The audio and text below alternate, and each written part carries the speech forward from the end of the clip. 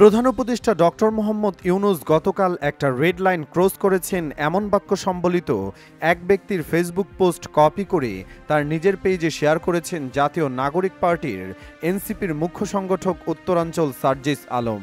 সোমবার ২৮ এপ্রিল সন্ধ্যায় ফেসবুকে নিজের ভেরিফাইড প্রোফাইলে ওই পোস্ট কপি করে শেয়ার করেন সার্জিস আলম। পোস্টের নিচের দিকে সাদিকুর রহমান খানকে ক্রেডিট দেন তিনি। এই স্ট্যাটাসে বলা হয়, ডক্টর ইউনূস গতকাল একটি রেড লাইন ক্রস করেছেন। তিনি বলেছেন, আওয়ামী লীগ নির্বাচনে আসবে কিনা সেটি তারা সিদ্ধান্ত নেবে, অথচ এ ধরনের সিদ্ধান্ত নেওয়ার অধিকার ডক্টর ইউনূসের নেই, কারণ আওয়ামী লীগ নির্বাচনে অংশগ্রহণ করবে কিনা সেই ডিসিশন এই দেশের মানুষ নেবে। ৫ আগস্ট মানুষ আওয়ামী লীগের ব্যাপারে তাদের ডিসিশন জানাইয়া দিচ্ছে, তারপরও যদি আরও প্রয়োজন হয় গণভোট হোক, গণভোটে মানুষ বলুক আওয়ামী লীগ নিষিদ্ধ হওয়া উচিত কিনা, বাট কোনোভাবেই আওয়ামী লীগকে এই ডিসিশন নেওয়ার অধিকার দেওয়া যাবে না। ডক্টর ইউনূসকে মনে রাখতে হবে, তাকে আমেরিকা বা ইউরোপের অ্যাম্বাসি ক্ষমতায় বসায়নি, ক্ষমতায় বসাইছে এই দেশের মানুষ। তাকে এই দেশের মানুষের কথা মতোই দেশ চালাতে হবে, আমেরিকা বা ইউরোপের কথা মতো না।